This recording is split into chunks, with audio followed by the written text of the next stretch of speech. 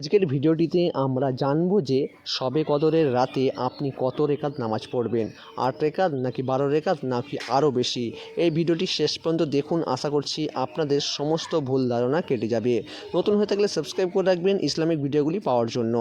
রমজান মাসের শেষ দশকের দিনগুলো খুবই গুরুত্বপূর্ণ, কারণ এই শেষ দশকেই রয়েছে লাইলাতুল কদর, যে রাত্রি হাজার মাসের চেয়েও উত্তম। আজকের ভিডিওটিতে আমরা সংক্ষেপে আলোচনা করব শবে কদরে আপনি কত রেকাত নামাজ পড়তে পারবেন এবং কোন আমল করলে বেশি সওয়াব পাওয়া যাবে। ভিডিওটি শেষ পর্যন্ত দেখতে থাকুন। এই রাতে ইবাদত না করে আমরা যেন ঘুমিয়ে না পড়ি বা সময় নষ্ট না করি। আল্লাহ তাআলা কোরআনে বলেছেন, লাইলাতুল কদর হাজার মাসের চেয়ে উত্তম। এই রাত একটি রাতে ইবাদত করলে ৮৩ বছরেরও বেশি ইবাদতের সমান সওয়াব পাওয়া যায়। এবারে আমরা জানবো যে শবে কদরের রাতে আপনি কত রাকাত নামাজ পড়বেন। এখানে অনেকজন অনেক কথাই বলে, কেউ বলে ৮, কেউ বলে ১২, কেউ বলে ২০, কেউ বলে ৪।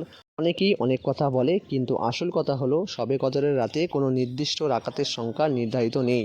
আপনি চাইলে ৪ রেকাত, ৮ রেকাত, ১২, ২০ অথবা এর থেকেও বেশি পড়তে পারেন নফল নামাজ হিসাবে। তাহলে আপনি কত রেকাত নামাজ পড়বেন সেটি কমেন্টে বলুন। আর আপনি এই রাতে যত বেশি ইবাদত করবেন আপনার জন্য তত ভালো, কারণ এই রাত হাজার মাসের চেয়েও উত্তম। অনেকেই আবার কদরের নামাজ এইভাবে পড়ে থাকে, প্রতি রাকাতে সূরা ফাতিহা, সূরা কদর, সূরা ইখলাস ৩ বার পড়ে।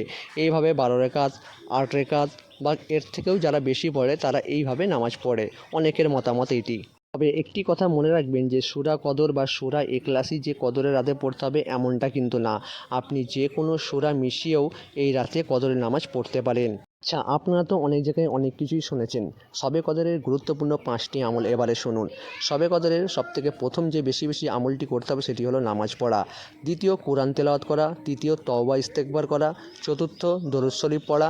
এবং পঞ্চম, দোয়া করা। বেশি করে দোয়া করবেন এই রাতে। শবে কদরের বিশেষ একটি দোয়া যা রাসূল সাল্লাল্লাহু আলাইহি সাল্লাম শিখিয়েছেন। বাংলায় উচ্চারণ হলো, আল্লাহুম্মা ইন্নাকা আফুউন তুহিব্বুল আফওয়া ফাফু আন্নি। এর বাংলায় অর্থ হলো, হে আল্লাহ, আপনি ক্ষমাশীল, ক্ষমা করতে ভালোবাসেন, তাই আমাকে ক্ষমা করে দিন। এই দোয়াটি শবে কদরের রাতে আপনি যত বেশি পড়বেন আপনার তত বেশি ভালো।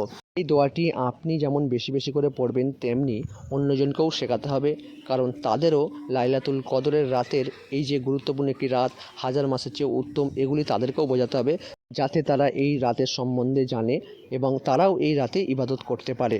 গুরুত্বপূর্ণ সর্বশেষ একটি কথা মনে রাখবেন যে শবে কদরের আসল উদ্দেশ্য হলো আল্লাহর কাছে ক্ষমা চাওয়া এবং বেশি ইবাদত করা। তাই শুধু নামাজ নয়, দোয়া, জিকির, কোরআন সমস্ত কিছুই বেশি করে পাঠ করবেন এই রাতে। শবে কদরের নামাজের নিয়ত কী করবেন, দোয়া কী করবেন এবং এই নামাজটি কীভাবে পড়বেন, এর উপরে কোনো বিস্তারিত জানতে হলে এই চ্যানেলে ভিডিও আপলোড করা আছে, আপনারা চাইলে সেটি গিয়ে দেখতে পারেন। আজকের ভিডিওটি বেশি করে শেয়ার করে দেবেন, নতুন হয়ে থাকলে সাবস্ক্রাইব করে রাখবেন আর কমেন্টে আমিন লিখে যাবেন। আল্লাহ আমাদের সকলকে শবে কদরের বেশি করে ইবাদত করার তৌফিক দান করুক, আমিন।